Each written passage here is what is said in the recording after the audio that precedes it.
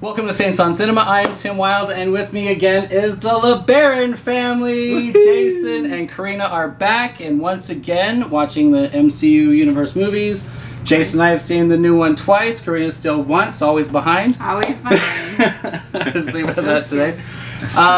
But they just got back just now from Karina seeing Spider-Man Far From Home, and I know it's been out for a couple weeks, but they wanted to see that more than seeing The Lion King tonight. Yeah, I just... Tough call. It's never a tough call. Always Marvel. Always Marvel. Always Marvel. We Both will Disney. see Lion King. We will see it, but Lion King? Okay. We're going to do it. You made the right choice. I'll just say that. But Oh, no. let's not talk too far into that.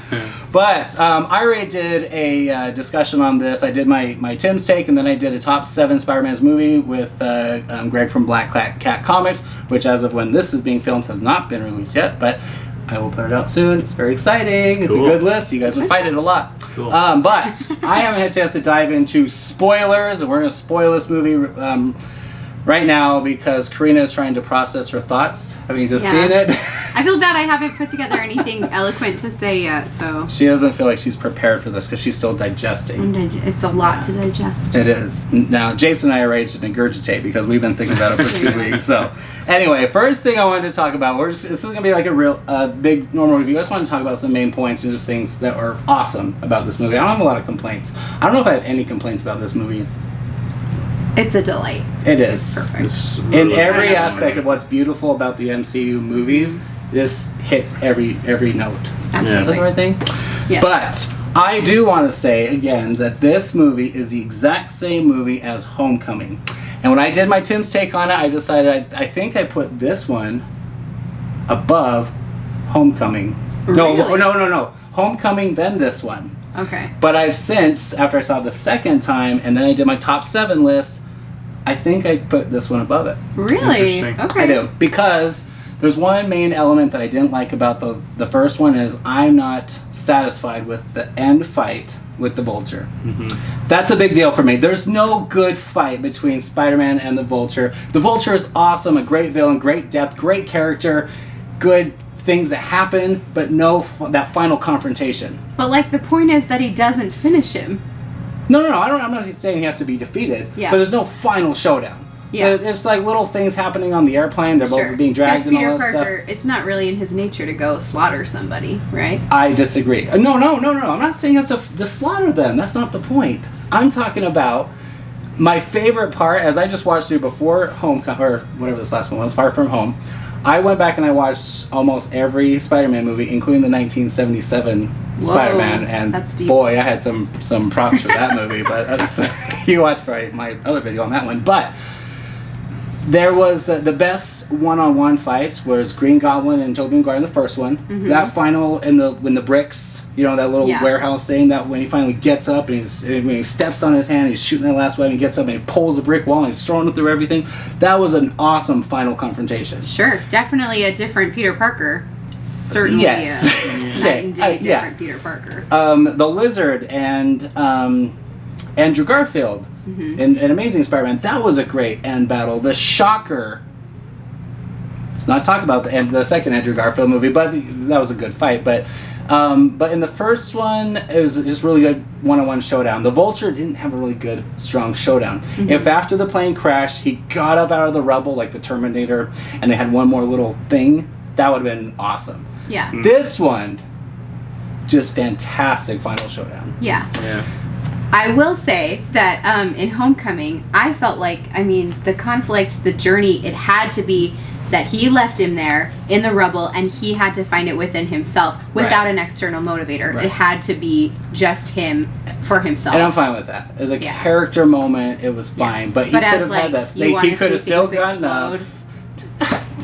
It doesn't have to be all grand like that, but if he had gotten up out of the rubble, they had a final fight, he could have done the same thing, tied him up, left little post-its and neighborhood Spider-Man, whatever. Anyway, whatever. We can argue about the first one forever. This one. Far From Home. But I still say this is the same movie, and that's not a bad thing because I think this one perfected it. Okay. Now, I did my first Tim's take. I said, I don't think it deserves to be better because the other one did it first, just because you come back and revisit it and do it again. It doesn't. But this was so much better in certain ways. But this is the breakdown of the first movie compared to this movie. Ready? Okay. You start with the villain background. You meet the villain. regular guy. Okay, it was Michael Keaton is a construction worker, and you see how he got kind of boned. And then you have you introduce Mysterio. You don't have his motivation yet. He's not a regular guy. No, in any capacity. Well, he was a guy. He was a scientist. Well, I mean, you're was introduced to some mysterious person. You meet the character. I'm just talking about story beats. Gotcha. Okay. So you meet the villain. You meet the villain. Then you cut to Peter Parker doing some kind of a where were we kind of a thing. Peter doing his video of Civil War. That's how we got here. And then this one, it was the video of them and the blipping and the school. Yeah. You know, montage of the people that died and everything, which the scene was hilarious. But now you have that. You're where were we? Get back in the high school. In the first one, he wants to be an Avenger. That's all he's thinking about. That first day of school, he's just watching the clock. He just wants to get out there and be Spider-Man. This one, he's ghosting Fury. He's like, I don't want to deal with that because he just had all that weighty stuff that just happened with the Infinity War. Now he's like, I just want to hang with my friends and get with MJ. Opposite. But same things. Well, it's opposite, but it's still the same story beat. Okay. Distraction, you know. Okay. Anyway, Homecoming, he goes out to a party and then he ends up in a fight. And this one, he's out with Venice, ends up in a fight. And then he has a heart-to-heart with Tony, where he gets kind of put in his place. This one, he has a heart-to-heart with Mysterio. Okay, same thing. I mean, obviously little different things, but different flavors. But, you know, he gets info from the dealer in the first one. This one, he gets info from whatever that new faction is, because it's not S.H.I.E.L.D., but when they pull him aside and take him in and say, here's what's really going on. He's trying to move on. There's a fight in D.C. This one he's trying to move on. There's a fight with the carnival. Where was that? What was the second country? Where they had the big carnival? Was it Prague? With the opera and stuff. Misses out on the party with his friends were ditching to go swimming. This one he missed out on the opera to be Spider-Man. Always missing out. Progress with the girl. He goes to the dance. This one progress with the girl. She's going to save him a seat at the opera. Then it doesn't work out. Reveal of the Vulture, then reveal of Mysterio to the audience, not to Peter, but still. Peter's threatened by the Vulture in the car. Peter is threatened and then hit with the train, like just put in his place. Loses this new suit. Both scenes, they're both movies. The whole get up Peter after the fight, and he's in the rubble. The building fell down him in the first one. Get up Peter, and he gets himself to fight his way out. This one, there's the now what are you going to do? Conversation with Happy. Then he gets his motivation back. He has to sneak into the fight with the Vulture, and this one he has to sneak into the illusions with the Mysterio. Has the final fight, defeats the boss, and then in the first one, Peter's revealed to May, and this one, Peter's revealed to the world. Big spoiler. And and then cut to credits. Only the other one was end of the credits. Same beats. Well, I guess if you're just going by just by situations and what happens. I mean, it's the same as Ant-Man. It's the same. I mean, but it has a lot of similarities, right? Because it's the Freitag pyramid. It's the hero's journey. Let's say it's just every moment. Yeah. Same formula. But it's better. I decided I liked it better, and it wins. Yeah. For these. Cool. It's not my favorite Spider-Man movie because I still put The Amazing Spider-Man at number 1. Everyone will fight me on that. Okay. As far as which ones I enjoy the most, but there's a whole other conversation we need to get into. But this movie, oh my gosh, Karina, you're thinking about it, you're digesting it. Yeah. What'd you think? I mean, I really loved it, and what I love most about the MCU, and particularly Spider-Man movies, is the treatment of the characters and how it feels like I don't know. It feels like a lot of attention has been taken to how would a 17-year-old react to this? Yeah, he would probably make a cheesy video that has Getty images across it to a cheesy Whitney Houston song. You know what I mean? And it would play on the morning announcements, and there would be weird tension between the announcers. It all feels like the very, magazine very, cover for Tony the voice and stuff. feels so true. Yeah. And the great thing about the Spider-Man movies too is that it's equally pleasing no matter your age, but it feels authentic to 16. You know what I mean? When he goes and just they're flipping each other off and they're just they're being 16, but with the weight of this blip, with the snap. So which I love how they addressed that, and that was a big thing. It was that was what people hung up on at the end of the Infinity War was how the blip affects the world. When he walks into high school, he's like, whoa. Now I was confused. Maybe you guys can explain this to me. It was 5 years. Yep. Yes. Why were some of the same kids still in the same high school? They had that little line about the midterms. They had to come back and retake it because they came back midterm. Yeah. Why would a kid who was there 5 years ago, if they went on with school, he should have been out of school? Yeah, they did. So everyone who was still in school blipped. Yeah, they weren't involved in the blip. Okay. So those because they showed the one little kid, the little kid who was the buff kid. Yeah, exactly. So he wasn't in the high school. Correct. Yeah. Okay. Does that make sense? So I mean, they're going to be with younger people, and there's a lot of mixing, and I think it's clever. I mean, how she talks about how Flash isn't actually 21. You know what I mean? Even though his ID says so. Yeah. So I think that there's a lot of clever treatment that's been taken there. Okay. So that was my favorite thing, is what you just said. I loved how real it felt for these being high school kids. And Peter and MJ, that whole my scheme for the summer and everything, I was like, that's me strategizing where I'm going to sit, how I'm going to place the moves, all that stuff. You know? I love that. I was like, that is so real. And his disappointments, everything doesn't work out. He's watching her with the buff guy and everything. Even though he knows he's freaking Spider-Man, it doesn't mean anything. That's a beautiful, beautiful thing about Spider-Man and just the position he has as a high school kid, because you have the juxtaposition of literally the whole world is in jeopardy. But what's on his mind? Like, what's MJ gonna wear today? You know what I mean? These huge things and these teeny things, and that's something very special and unique to Spider-Man because of his age. It's genuine, yeah. And I think it's the writing, the scenes, the situations. It was just perfect. It was dead on. You felt like you were following along this real kid and his real journey trying to pursue this girl. So adorable, and it didn't work the way he wanted it to. And then, but that build up, that first act, that some people think, oh, maybe that was just a little too cheesy and stuff. The teacher, Martin Starr, I can't get enough of him. I love him, and I loved him in everything. I was telling Jayson, bit in the entire my MCU. The best bit in the entire MCU is when he says, "Did I tell you my wife faked your death in the blip?" You faked your funeral. I mean, we didn't fake your funeral. I thought she was really dead. It was really sad. Do you want to see the video? Like, so funny. The best thing, and it's so genuine. Like, I feel like we all feel that teacher too. Like, we all are like, oh, that reminds me of Mr. So and so. You know what I mean? Like, we all feel. And he's almost like, he's like over the top. It's almost like they had some focus groups of everything you liked about the first one, and like, okay, now we're gonna like hit those perfectly, not too much. Yeah. I thought it was the right level, and I could never get enough Martin Starr. I love that. Funny. I love when he says, "Can I offer you some counseling?" And then he's like, "No, I'm good." He's like, "Good, I'm not qualified." And that's because that's exactly like, you know, and now being, you know, a 30-something, you know, like that's the character I connect with, like, because I'd of course be like, "Can I come for you?" Okay, good. Like, you good? Okay, because I'm still figuring it out too. I love that. But so all that stuff. But the journey with him and MJ, when I saw the first one, I didn't like, and I didn't know who Zendaya was at the time, because this was before Greatest Showman, right? Yes. And I saw this before Greatest Showman, because I didn't see Greatest Showman until a year after everyone else saw it. You know what? Actually, it might have been after. Somebody find out. Okay. I don't remember. Anyway. I think because she said in Greatest Showman it was her second movie, but I think that was her first movie. Well, she did a lot on Disney Channel and stuff before. So I wouldn't be surprised. Yeah.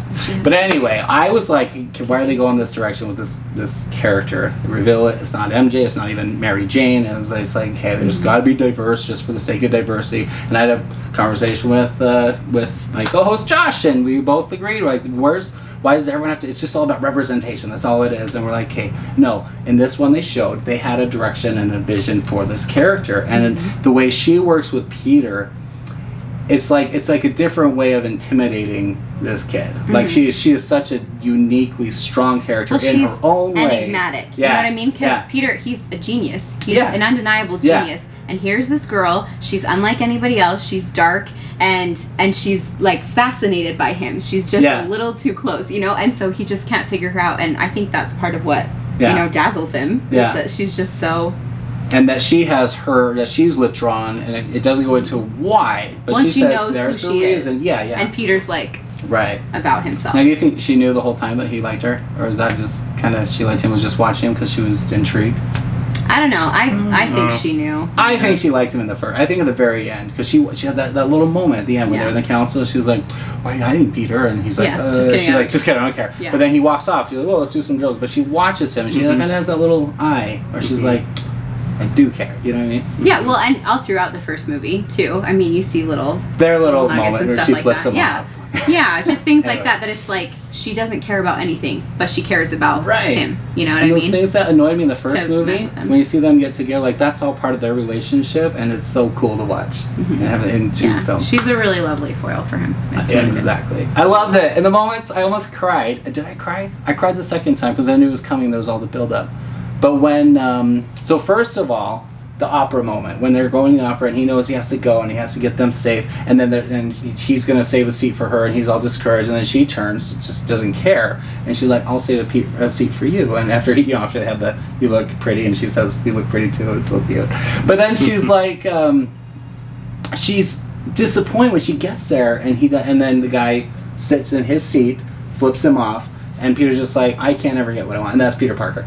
And Yeah. it's just like, there's the same thing that happened in the first one. He was watching his friends run down to the pool, and I was like, oh, poor kid. But in this one, she turned and she cared, and then she followed him, and not out of, I don't think it was just like out of like, what's he up to this time? I think it was like, what the crap is going on? Does he feel something or not, or whatever? And she chases. There's a little bit of pursuit there, and then she can't find him. That moment builds up to the second time, and I mean, then they have their moment after the fight. They cancel the trip, and so he goes up and he goes to her, and he's like, oh, I don't want this to be over. Knocks on her door. You want to meet me out? You want to go for a walk? He's like, where you want to go? He's like, who cares? And it's like, oh, she doesn't care. She's supposed to be with Peter. And then he goes out of my favorite line. I'll meet you downstairs in 10 minutes. She says, meet me in 5 minutes. I'm like, oh, that is so awesome. And she's just like, I'm sure his heart was just jumping out of his chest. Then they get down there, and then there's the moment where he's disappointed and is crushed and dashed because she's like, oh, I was just interested in watching you because I thought you were Spider-Man. Yeah. And you're like, oh no, Peter, don't buy it, because that's a girl. That's what a woman would say to hide her feelings. Yeah. If she wanted to. I've never hidden my feelings. I'm pretty straightforward. Then it turns into the mystery. She has a face. She calls him out on being Spider-Man and everything. And I was like, but he's also shaken up. He's like, okay, well, what's going on now? Because he's like a deer in headlights as soon as someone knows his identity, and he's freaked out. But then they go on that, he admits it, and he has to trust her to admit that. He's not going to do that if he doesn't feel there's anything there. But then, in the end battle, they have the thing where she fights off the drones with the mace and everything. They're hiding. Happy throws the shield that goes right in the ground, which was the funniest thing in the movie. So good. It's like, how Cap does it? I was laughing before the line. He didn't need the line to say what that was. I was like, that was so perfect. But anyway, then she comes out, and she's going to fight more robots with her freaking mace. And she was like, I just came out in case you needed help. And I was like, oh my gosh, she would have died for him. And that's the beautiful thing. I mean, Liz was a great character in the first one. Was her name Liz? She was great. I think so. But the fact that that MJ will pursue and that she'll fight, and you know what I mean, and she'll look for any excuse to excuse Peter. You know what I mean? She wants. Because MJ's not popular. She's not at the top of the social chain anywhere. There's a little bit of difference there. That might be part of it. There. Yeah, I think so. But that's also her personality. Yeah, it's just her nature, and she seeks things that are strange. Yeah. You know what I mean? Yeah. And I think that's just as interesting. She's just as interested in Peter. Yeah. And that's why, I had a conversation with someone, I can't remember who it was, but did you the question was was she intrigued because she suspected he was Spider-Man? I was like, no. I was like, there were girls I liked in high school. I would have, if they were Spider-Man, I would have known they were Spider-Man because I always knew where they were in every room, what they were wearing, all that stuff. Not creepily, but I was like, because I was strong and I wanted to pay attention. I wanted to see when you look, even in the first film, when they're in that, I don't know, what's that gold jacket club, their smart triple thing, whatever, that club. She, like Ned asked her, then what the heck are you doing here? And she's like, I just like being, you know what I mean? She in detention. She's in detention and in the club, all these things. Yeah. She's just there. Yeah. Peter, you know what I mean? She's just there. I never thought about that. I bet that's why she was in all those places. Yeah, it's a sweet little sappy story. Although I will say the only part that made me kind of tear up a little bit, and this is weird, I know. I have a weird interest in Flash Thompson. He's been interesting to me since the first movie, and I read his text. When Peter is using Edith for the first time. Yeah, and the first one I noticed was Flash, and it was, Mother, I haven't heard from your father in a few days. Yeah. And so I So knew quick, when they were it picking him up, like I knew it was And coming. the driver gets there. Mom and Dad weren't there. Yeah. Seeing Kevin Smith said he thinks that's being set for him to be some kind of a villain, but I think it's just. I mean, I think it's going to come up. Well, It's he definitely is. weaving Nothing. it's Just so you weaving know, a in the thread. comics, he's played a villain and a hero in the comics. they all have. Yeah, I mean, so but could go either direction. But and this is a very, very, very speculative theory that I've just come up with, but I do feel like, I mean, so we know that he stole his dad's car, or he had his dad's car for the dance in the first one. Yeah. And then in the second one, I mean, if he was blipped, maybe his parents weren't blipped and didn't miss him for 5 years. You know what I mean? Aww. Doesn't that kill you? That's sad. And so Just ruined my night. I know. Yeah. And so in my mind, Flash's storyline's really compelling. yeah, and that's the thing. I especially have when a they weird reveal interest in at Flash. the end that Peter is Spider-Man. So what's that going to do to Flash? Like, Yeah. Well, he, Yeah. he idolizes Spider-Man. Yeah, but And then he finds out this Yeah. kid he always bullies. Yeah.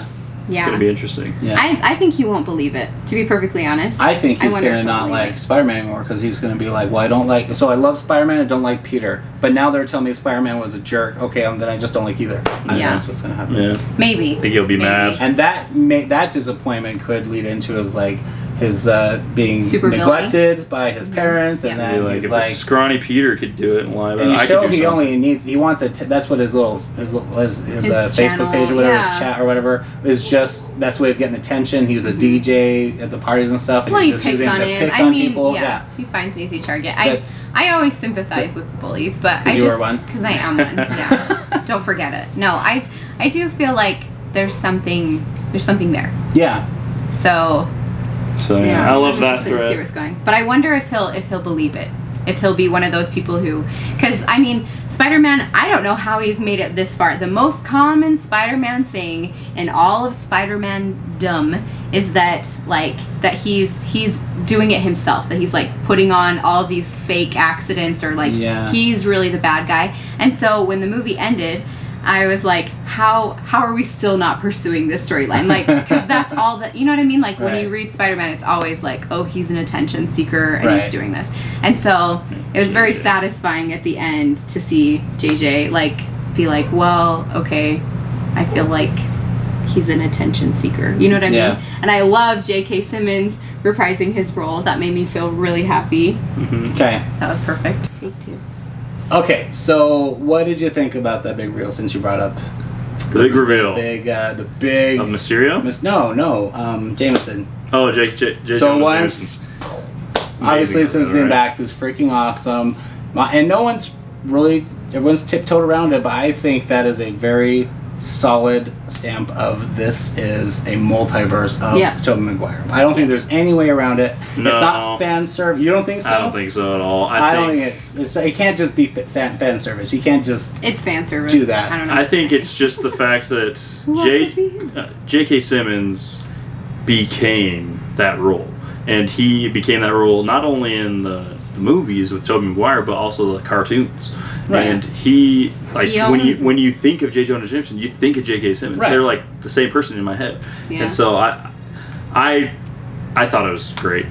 I liked it, but I don't see it as a multiverse situation. I can't not. I can't. I mean, I don't think they're going to go there at least for a long time.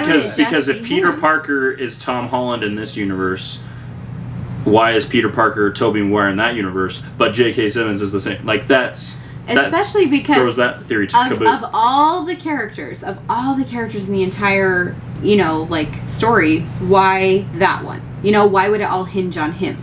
Is my question to you. I don't know. Like, why would Aunt May be so different, and Sally Field, and why is one Spider-Man a pig and one Spider-Man's? But that's the thing, because they're all different.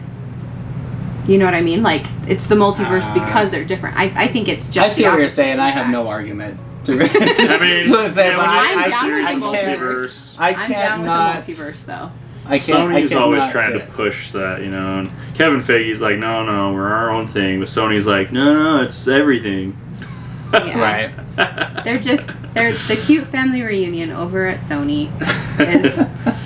They're just trying their darndest. So that was a cool reveal. The family that I'm really excited to see if they Jameson adapt him more in the next one. So like I said, when I walked out of the theater the second time, we were waiting to watch it with my boys wanted to watch it, and so we finished it, and then we were walking out, and there was some other family that had been talking all through the credits, just waiting for it. And as we were walking out, we walked past them, and they're like, "That's it?" And I'm like, "Are you freaking kidding me? That was like everything. Huge. That was the most meaningful after credit scene they've ever done." Seriously. And they're like changed everything, and it's like you didn't even see the entire movie, like this story of what actually happened, and if you missed that part, I was like, "What do you mean? Is that it?" Well, especially because, like I said, like it verifies everything that Spider-Man is. He's a kid who is always thought of as this troublemaker for doing the right thing, and all he's trying to do is make it through high school anonymous. Right. You know what I mean? So like that is the essence of Spider-Man in one little 2-minute clip. Like that's who he is. Yeah, Kevin Smith was like, that's his own little air. story. Yeah, it's like you just watch this entire awesome movie, they hit everything perfect, and then after the credits they do it again and better, they double up on it in 2 minutes.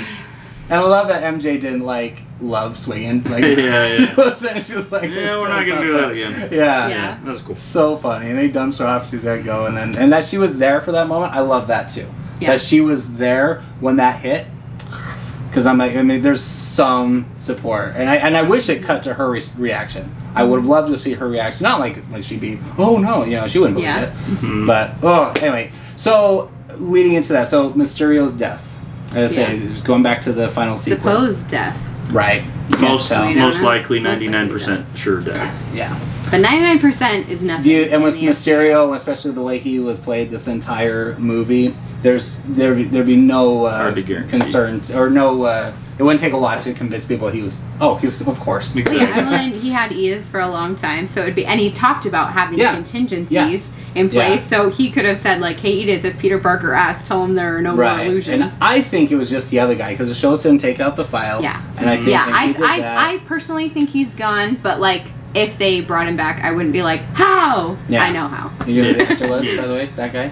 Jake Gyllenhaal? No, the bald guy. The bald guy. He's from the first Iron Man. But but he's the kid that plays Ralphie in The Christmas Story. That's him. Oh my god! And he's friends with John Favreau, apparently. So that's kind of hilarious. That's a great connection. Okay. But he, I love. There's they a brought him multiverse. back. I want. Let's get into that. Yes. Yeah, he had a little Peter Parker in him as a kid. But anyway, I think that final showdown in that little tunnel sweet was when he finally triggered the Spidey sense, how it worked, how you could see him going in and out, and then that climax where Mysterio was ready to shoot this kid in the head, and it's just the audience. You saw him reach, and you hear the bang. You're like, what happened? It was so quick. You're like, wait a minute. And then it was like the reveal that he was so the Spidey sense is what saved him out of it. Not like I'm charging down finding the drones with the Spider sense, but like danger sense too. Yeah. Oh my gosh. That's all that so it is. That's like Spider-Man, he doesn't have like clairvoyant. Foresee. Yeah, exactly. It's not that he senses danger wherever it is, and so I think that.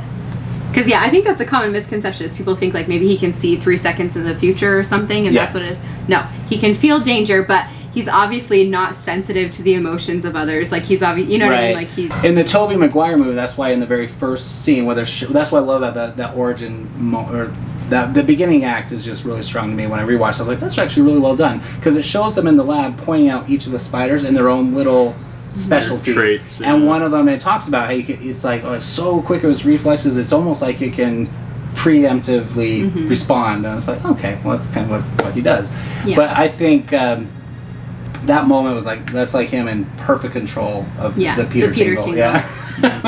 So okay, let's move off of that joke for a while, but I think that was just so cool where he was like finally him. But that showdown, that's what I'm saying, that is the showdown that wasn't in the first one. Well, and it's important too because Peter Parker is the essence of, I don't want to say naivete, but he trusts his heart over his brilliant brain, and that was a moment where you could see him, I don't know, maturing, and becoming I don't know, like a little bit of Tony Stark in that respect. That it's like, no, like, I want to believe this and I want to feel sympathy for this guy, but he trusts his senses over his heart in that moment. Right. And I think that's interesting. And over his eyes, like, he's learning to depend on Spider-Man as much as Peter Parker, which is a special thing. Can we talk about the first time he was, like, totally being just mind thrashed. Yeah, that's a good word. In that sequence and all the illusions and everything, I think that is one of the Dr. coolest Strange level. It's delicious. Yeah, delicious. Good word. Well, and in my mind, I was like, this is going on for a minute, and I'm like, I don't even care. It's like, so cool. It's so yummy. It's and everything that comes out, and then it gets to the point with Iron Man climbing out. I was like, that was so. That would be such a not just because it looked cool to the audience, but for him, who Iron Man was to him. It's like, and he like comes out, he's like coming after, like you failed me, kind of a thing. He's all because that's what he's been facing this whole time is this pressure about becoming the new Iron Man and leading the Avengers. And so when that moment comes in the midst of all this other chaos, and he's just thrown about. He doesn't know what's going on. He's still trying to process that he was the villain in the first place, trying to figure out what to do with that, and what's the plot, what's actually happening, and then, what's his name? Fury shows up, and he thinks it's okay, and then he's gone, and then he gets hit by the train, and then that's why I love the moment when Happy lands and he gets out. He freaks out. He's like, don't come any closer, because he doesn't trust. He's like just been so manipulated. He's so freaked out. Shaken. And then at the end he can discern. It's so lovely. Yeah. Well, and the hug. Yeah. He just collapses on Happy once he knows it's him. He's like, Peter, what's going on?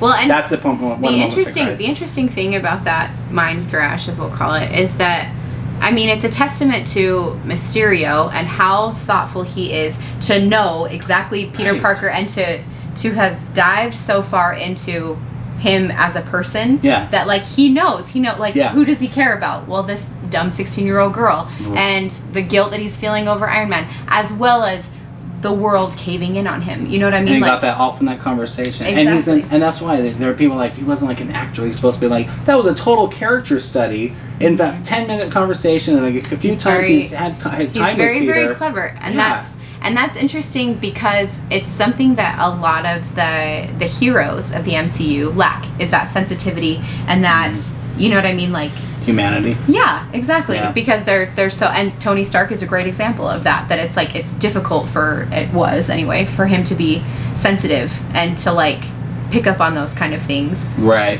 Even though he was a genius. And here we've got this guy who's a genius. Did a good job of watching him come out of his just the corporate Tony to a human and someone that cares and trying to do damage control about what his legacy has been in his family, and then transitioning into there's more important things and there's more galactic things, and like that moment in Infinity War where he sees Banner crashes, and he's like, what's wrong? Like he's never seen him like that. He's like freaked out.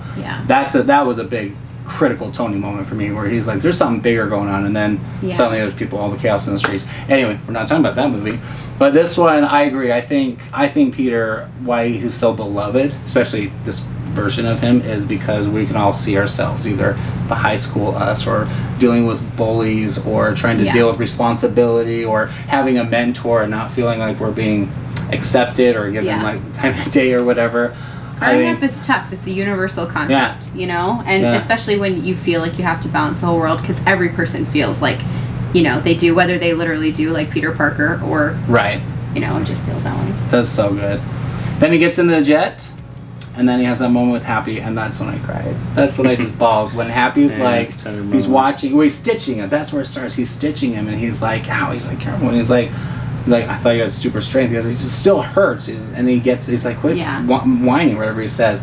And then he jumps up, and he's like, what does he say? How can he still, whatever he is? He relaxed. Yeah, he says, how can I relax when I messed up so badly? He's like, this isn't about the stitches. It's not about the physical pain he has from the train crash and everything. He's just so emotionally broken. Yep. And he doesn't know he doesn't know how he can fix everything he's done wrong. And now Mysterio, and he can't even face Mysterio one-on-one because he can't get to him. He can't even confront him.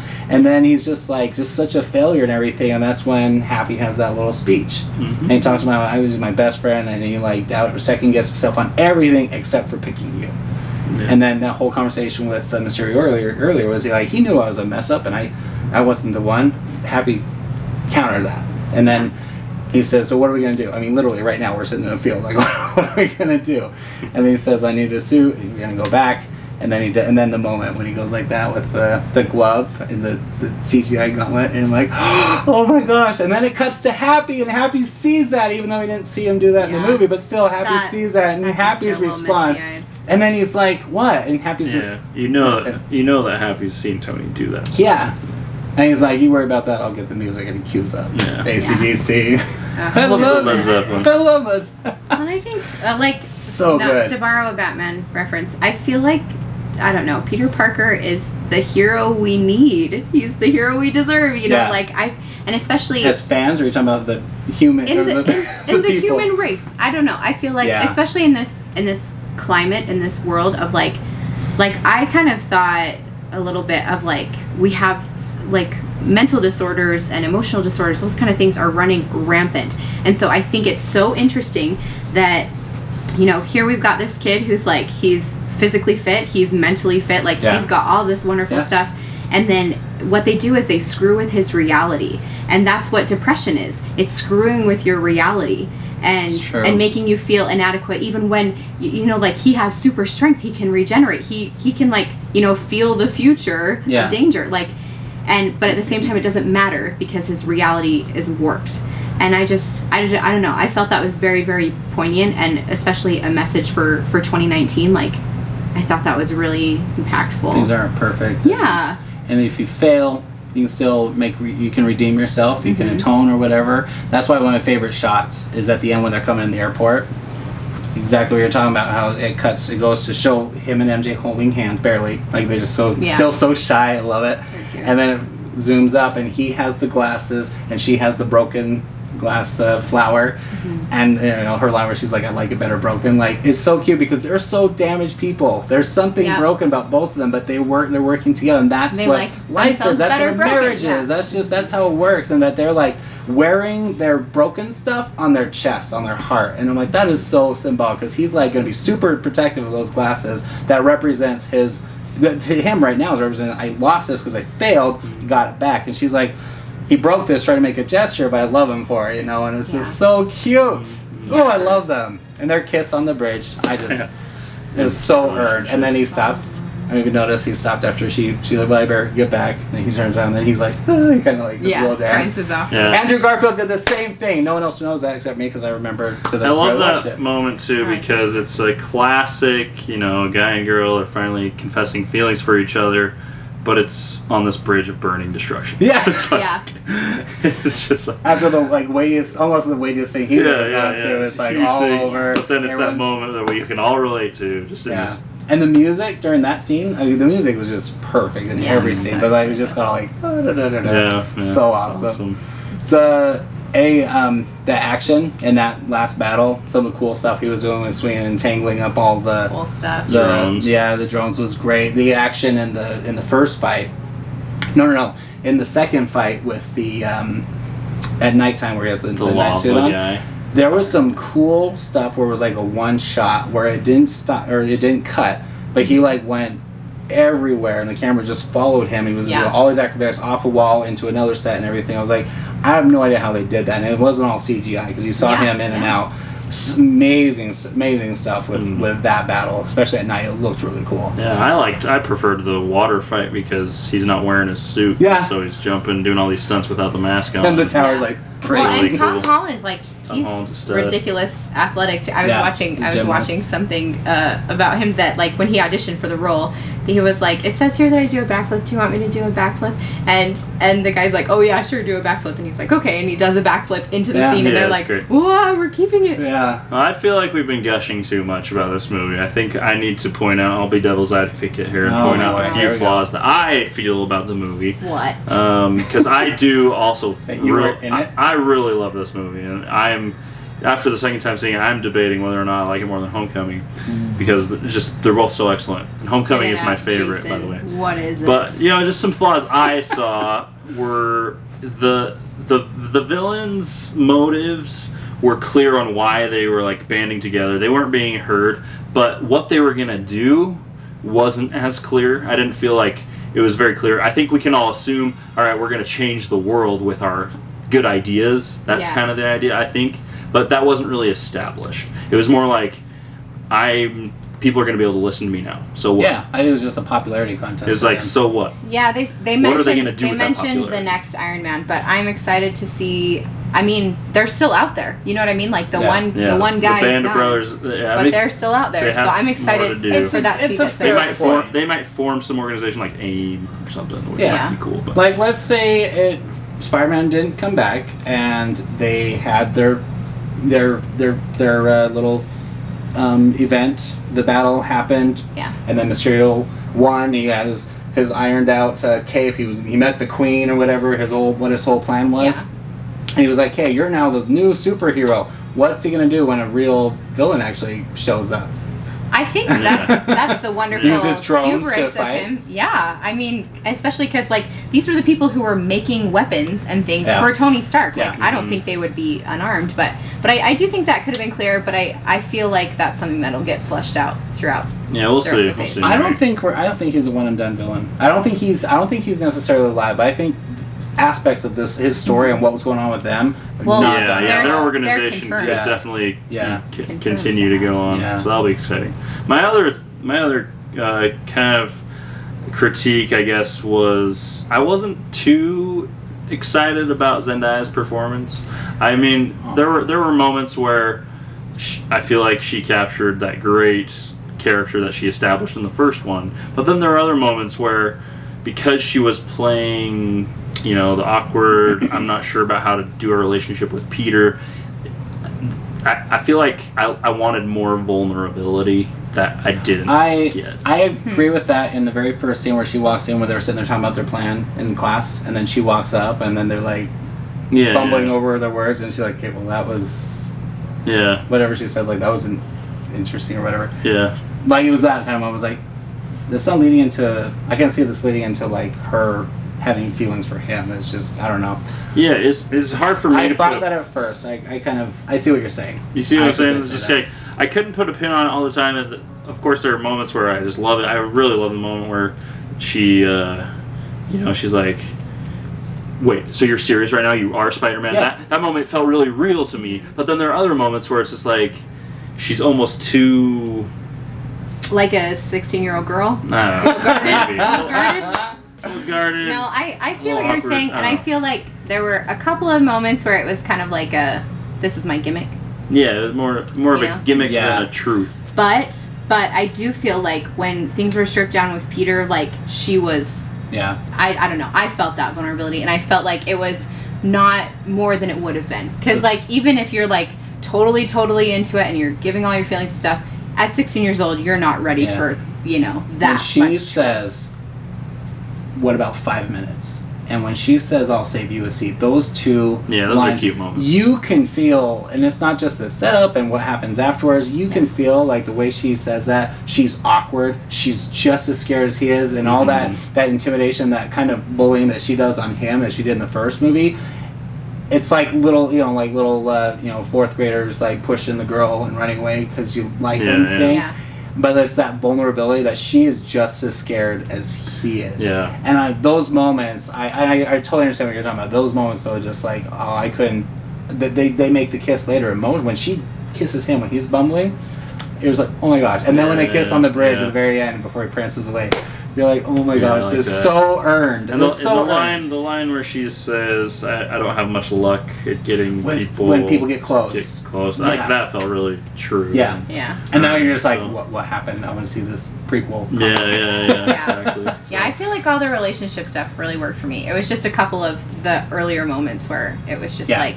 The setup. This is my gimmick. The stuff before they got on the plane. And Yeah, just a few things, but, I mean... Really, I love the movie more than most MCU movies, and so I just had to throw out a few critiques because we were gushing too much. Gushing too much? Heaven forbid. You can't gush too much ever. I love the moment, really quick, where Ned was like, well, if there's one thing I know about Europeans, is that they love Americans. And that's I just say that to Tom Holland. To Tom Holland. European. It's filming 20 minutes from his house. Yeah. I love that. This is great. Do you want to talk about Jake Gyllenhaal real quick? Yeah. His performance. Sure. I think, first of all, the reveal when he gets the glasses and then Peter walks out of the little bar, and then things start disappearing. It's been so long since I saw, it was Winter Soldier, right? Or Civil War, whichever one it was that showed the barf technology. Oh, that was whichever it was. Civil War. Civil War, because I couldn't watch through Civil War a second time. There's a lot of things I hate about that movie, but Anyway. When he walks out, things start disappearing and people start responding, like, what's happening? I was like, what is going on? Then it cuts back to him and he turns around and he's like, cheers or whatever. I was like, oh my gosh, this is the reveal. Because a lot of people didn't know. Is he the bad guy? Yeah. Is he telling the truth that he is a hero? Who didn't know? No, but they're saying... we all kind of knew he was a bad guy, but we didn't know that he wasn't. Which he was. Because some people were like, and I was talking about other podcasts and stuff, huge comic fans were like, maybe he was telling the truth that this was another Earth's Mysterio. And the real bad guy Mysterio is going to come in. Maybe he was legit. Okay. Not that we're surprised that he was the villain. We know he was the villain and the master deceptionist. Yeah, but we're just not sure But like, how's it going to happen? When he turns around and he gets the glasses, he's like, okay, mind blown. I think that was just as good as when Michael Keaton opens the door in the first one. Yeah. Not as like... I don't know. I like the Michael Keaton reveal more. You had no idea that was coming, but you knew something was coming. That was you like a huge mic drop. Yeah. I had to go home and like take a nap. That was a best kept secret and everything. It was so good. Yeah. I'm not talking about like as far as we could all examine our own prejudices after that. I feel like I was like, okay, how's that possible? Yeah. Who's the mom looking for? Yeah. But anyway, that reveal and then that conversation where they want the speech and he starts calling out everyone and what they did and where they came from and stuff. It's like I can see how this all came together. Yeah. I agree with you. The plot, like what were they going to do from there? And that wasn't all established in that conversation. Yeah. But their motive for why they're villains that was clear. Was just as good as why Michael Keaton and his buddies were vindictive against the government for taking their jobs and he just had to survive or take care of his family even though he had a freaking huge home, but whatever. But I agree. I think that moment was just crazy good, and his delivering that speech, that much exposition that came out in that speech could not have been done better, and that could have been poorly executed. A terrible villain monologue. It could have been, but I agree. It was fantastic, and the great thing about Michael Keaton is that you see this necessity turn to greed so quickly, and you mentioned he's got way too big of a house. Well, it's because it started as necessity, turned into greed, and it's the same with these people. Like all of a sudden, it's like we need our credit, we need our respect. Well, now we don't care if there are casualties. Well, you know what I mean, like. It's not like they didn't have jobs after that. I didn't care that they didn't have jobs. It's just they didn't have the praise that they expected. And some of their stuff was like, they didn't like his technology was called barf, and Tony was mocking it. And Tony's like the king of the world, and now he's like the greatest martyr in the galaxy.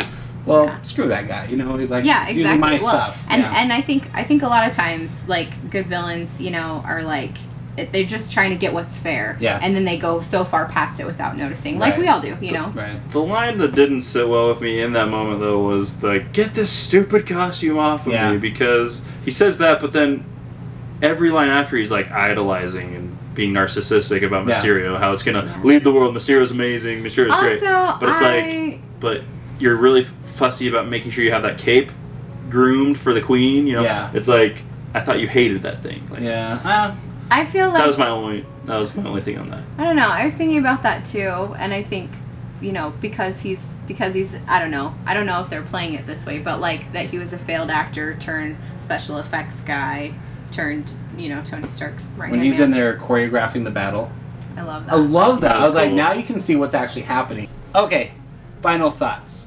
Jason, what was your favorite part of the movie? Your favorite thing about the movie? Oh my gosh, favorite thing. My favorite thing about Spider-Man Far From Home, and Homecoming really captures this too, is that we just had Endgame where it felt like they tied a bow on the MCU, but this movie comes in, guns blazing, energy show. There's so many more stories to tell. Yeah. There's so many threads that can be woven still in this post-Endgame world that I feel like the director of Far From Home really captured. Yeah. They managed to show like, we still have all these great stories to tell. It's really engaging, really fun. So it's really set the tone to go forward into Phase 4. They haven't said that. I've heard some people say that they should have just ended Phase 4 at Infinity or Endgame, and this should have been the first movie of Phase 4. What do you think about that? I don't like that. I don't love it because I really feel like Phase 4 needed a springboard. A little epilogue. Or Phase 3 needed a little epilogue. Yeah, I would say. Because Phase 1 had a springboard, Phase 2 had a springboard in Phase 3, and so if Endgame would have been the end, then it would have just been like people lose interest and just kind of downer. And so I really like. Yeah, I agree with that. I like Homecoming. Good point. Spider-Man is a good symbol of hope and of curiosity, and you know what I mean? And that's what you want to end on, rather than like, you know, all these people at this funeral. So, you know? Yeah, my favorite thing is just how they tied in all the from the very things. first movie. It's Pulling from the very 24, 5, Yeah. whatever it is. Nice. Tethered, just like we thought Endgame did that really well. Yeah. But this one like reached even further. Reached so back. far. Yeah. So it's very thoughtful. You Yeah. just- And emotionally, it hits you emotionally where you want to be hit Yeah. right at the very end. And you're not like on a huge downer even with the reveal, but you're like, It's like, this is- oh! you're like, I've never been more excited to see the next one than I Right? was with Yeah. this one. Never been more Exactly. excited. Anxiety. Yeah, and they didn't announce that. They just announced Phase 4, no Yeah, Spider-Man, no Spider-Man which isn't announcements. theirs. That's It's Sony, but still. so- Yeah. And who knows? They Anyway, better announce it quick. yeah. Okay, Karina, what do you think? What was your favorite thing? Oh, I know it's so dumb, but I gotta say my favorite in the whole MCU is gotta be that. Did I tell you my wife faked her death during the blip?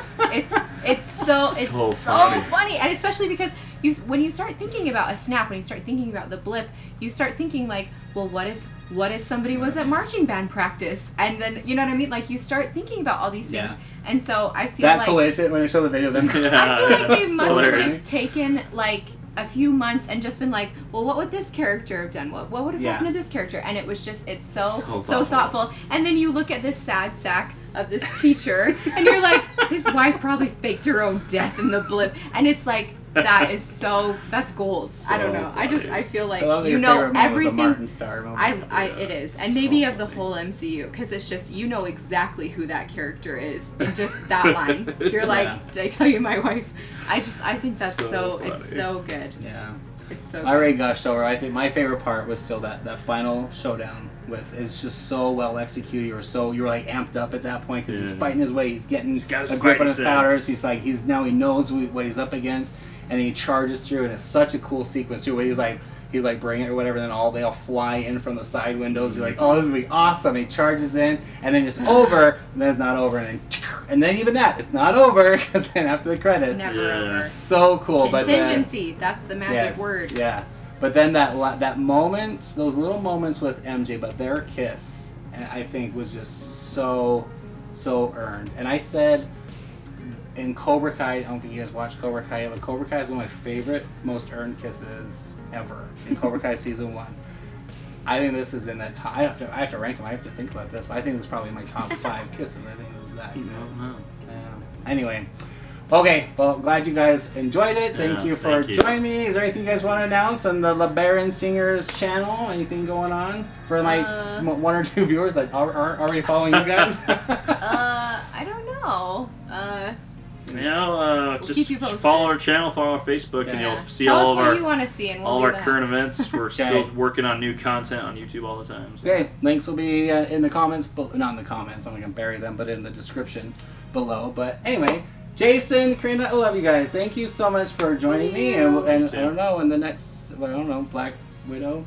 Yeah, Black Widow next Well, Any February February. next MCU one. will be here. So. And then maybe next time we'll let Karina go see it twice and Jayson Hey, will there see you it. go. Or maybe we won't see Only it. You'll just have to fair. tell us about it. It's only fair. I'll retell the whole thing. Okay. I'm not going to go to movies without Karina anymore. Yeah. She's my. That is Yeah. such a lie. Okay, anyway. Alright, well, thanks again for joining me, guys, and thanks for watching. If you watched this whole thing, tell us what you think, what are your favorite moments, and do you agree with Jayson's criticism, and let us know in the comments below. And thanks for watching Saints on Cinema. We'll catch you next time. Bye. Bye.